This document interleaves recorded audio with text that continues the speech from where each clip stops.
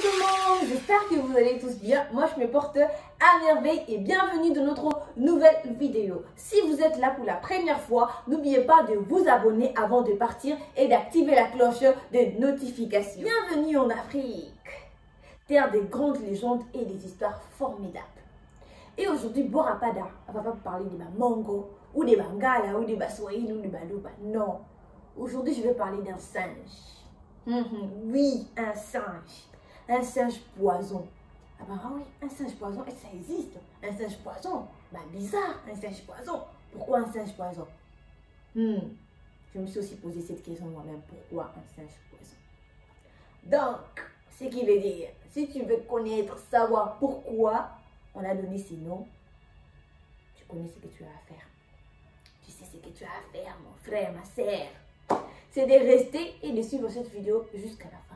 Parce que si tu ne le fais pas, ne viens pas me demander en privé, Bora, pourquoi c'est singe poison? Pourquoi c'est singe... Non, je ne vais pas dire. Donc c'est à toi de suivre la vidéo jusqu'à la fin et de venir me demander qu'est-ce que c'est, qu'est-ce que c'est et qu'est-ce que c'est. Merci.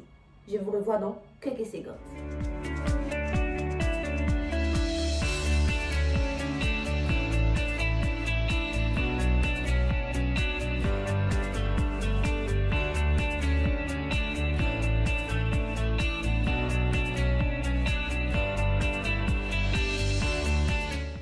Me revoilà, je suis encore là-bas. Ah non, je suis pas partie en fait. Non. On a commencé ensemble, on va la finir ensemble. D'accord, je suis là. En Afrique, il n'y a pas seulement des histoires qui font peur aux enfants, mais aussi des histoires qui fascinent les adultes. Bah oui. Il y a vraiment des histoires qui fascinent les adultes. En Afrique, on ne parle pas seulement des esprits des rois ou des héros, mais bien sûr, on parle aussi des créatures mythiques qui forgent de grandes légendes. Bah oui. Des créatures issues parfois de l'imagination ou du fait réel. Et c'est le cas des singes poisons ou encore Kima Punju en Swahili. La légende autour des singes poisons s'est battue en Tanzanie au niveau de l'île aux épices. L'île aux épices avec les foufous. Semble-t-il que lorsque ces singes envahissent votre plantation où il y a des arbres et des récoltes, ces derniers meurent tous. Donc c'est un singe poison. Une fois il met ses pieds dans votre plantation ou dans votre jardin où il y a des arbres, où il y a des récoltes, finito. Paf. D'ailleurs même, les arbres où ils habitent eux-mêmes finissent par mourir. Et si un chien mange la viande des singes, de ces singes-là, il va perdre tous ses poils. Il va devenir nu. Imaginez-vous vraiment, imaginez-vous un chien nu. Là, je ne vais pas mettre beaucoup de commentaires. Imaginez-vous un chien nu. Il va ressembler à un soso, à un poulet, la poule là, de Wilkie là. Tu vois la poulet de Wilkie qu'on voit là. Le petit là. En plus, il dégage une forte odeur corporelle et très gênante, de manière qu'elle est insupportable. Cette odeur est vraiment insupportable. Mais ok. C'est ainsi que s'est répandue depuis de milliers d'années la légende du singe poison.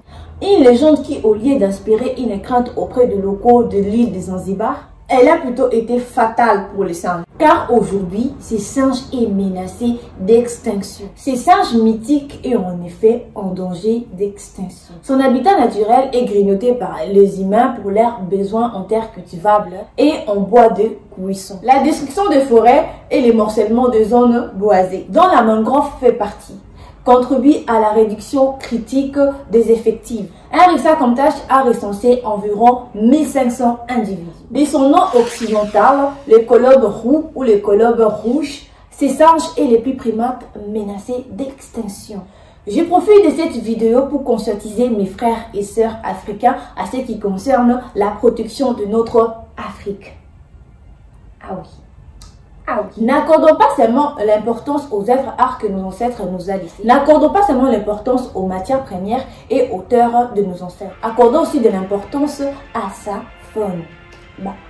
Les animaux, quoi qu'ils ne parlent pas, font partie de l'histoire de notre Afrique. Les colobes ont vu nos ancêtres et ont cohabité avec Ces derniers ne les ont pas éliminés de la surface de la Terre, malgré leur légende, malgré tout ce qu'on disait sur eux, malgré leur odeur, malgré tout, ils étaient là. Faisons de même aussi. Sinon, nous allons se retrouver sans espèce endémique. Ah bon, mon père? Salut. Bon, assez parlé de la légende, mettons un peu de science. Science et botanique, science et zoologie, science et patati. Des journaux scientifiques Péliocolobus ou Colobe de Zanzibar ou encore Colobe Baedeker. Le mot colobe est un dérivé du mot grec signifiant mutilé. Car contrairement aux autres singes, ces singes n'ont pas de pouces opposables, mais ne sont donc pas préhensiles. Leurs 4 longs doigts leur servent de crochet afin de s'accrocher. Là, je suis en train de mimer. Des crochets afin de s'accrocher.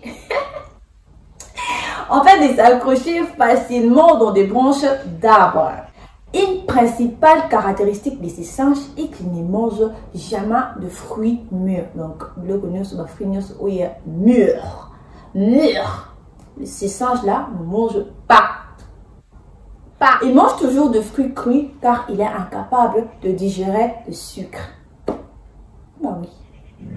Pour se débarrasser des substances toxiques de son corps, ces singes mangent du charbon ou encore de l'écorce des arbres. Une autre caractéristique le plus saisissante de ces singes consiste à une couronne de longs poils blancs qui cernent le visage. Le visage est sombre mais présente de zones roses autour de la bouche et du pelage de l'arrière de la tête, de la nuque et du dos adopte une teinte rouge, soutenue après le 6e mois. Les colobes vivent en groupe de 30 à 50 individus et dirigés par un mâle adulte. Il se nourrit de fruits verts car contrairement aux autres primates, il ne peut digérer le sucre. Son alimentation englobe le prune noir, le figue sauvage, les noix d'acachou, les amandes, les noix de coco et le mangue. Mais il aime aussi les feuilles, le pouce de jeunes feuilles et le grain. Leur estomac est formé de 4 parties distinctes qui décomposent la nourriture à l'aide de batteries qui sont constamment maintenues actives. Observez par vous-même un animal aussi génial. Pourquoi ne pas se battre pour la protection, pour sa protection, pour les protéger? Bah ouais. Moi, je vous laisse. Je vais à la recherche de mon colobo. Je vais les protéger. Je vais vraiment les protéger. Bon. C'était Borabada et je vous dis à la prochaine pour une autre vidéo. N'oubliez pas.